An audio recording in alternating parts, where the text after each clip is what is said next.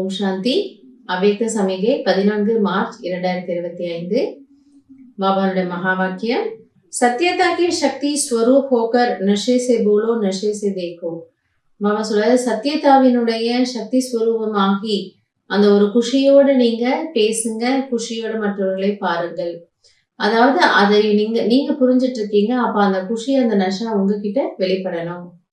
हम Almighty government के अनुचर हैं, इसी स्मृति से अयथार्थ को यथार्थ में लाना है. நான் அந்த அல்மைட்டி கடவுளினுடைய அரசாங்கம், இப்படி இந்த உலகத்தினுடைய கவர்மெண்ட் அரசாங்கம் இருக்கு, அதே போல கடவுளினுடைய கவர்மெண்ட்ல நாம் பணிபுரிபவர்கள். எனவே அந்த நினைவின் மூலம் உண்மையை நீங்கள் வெளிப்படுத்த வேண்டும். இதுவரைக்கும் நம்ம கேட்டுட்டு வந்ததுதான் உண்மையற்ற விஷயங்கள். ஆனா இப்ப நீங்க எல்லா உண்மையும் தெரிஞ்சுக்கிட்டீங்க. அப்ப அந்த உண்மையை நீங்க என்ன பண்ணலாம், தைரியமா எல்லாருக்கும் சொல்லலாம். சத்திய கோ பிரசித்த கர்னா ஹை ந கி சிபானா ஹை லேக்கின் சபியதா கே சாத். எனவே நீங்கள் உண்மையை மறைக்க வேண்டாம், உண்மையை வெளிப்படுத்துங்கள். ஆனால் அந்த உண்மையை வெளிப்படுத்தும் போது அதில் ஒரு பணிவு இருக்க வேண்டும்.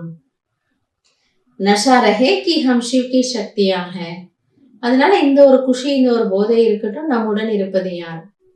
நம்முடன் யார் இருக்கிறது? ஸ்வயம் பகவான் இருக்காரு. இது அவர் சொன்ன ஞானம். நம்ம எதுவுமே இதுல கற்பனை பண்ணல. அவரே இருக்கிறாரு என்னும் பொழுது அதை நீங்க என்ன பண்ணலாங்கிறாரு, தைரியமா சொல்லுங்க. ஏன்னா நான் அவங்க கூட இருக்கேன். எனவே நாம சிவசக்திகள் என்பது நினைவில் இருக்கட்டும்.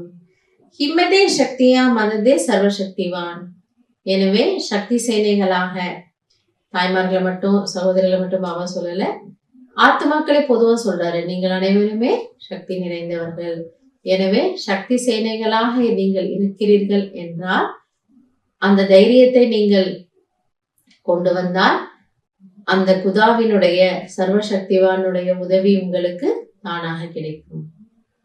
எனவே தைரியத்தினுடைய ஒரு அடி மற்றும் அந்த உண்மையை எடுத்துரைப்பதில் நமக்கு இருக்கக்கூடிய பணிவு, இதுதான் நமக்கு வெற்றியை தேடித்தரும். வெற்றி என்ன?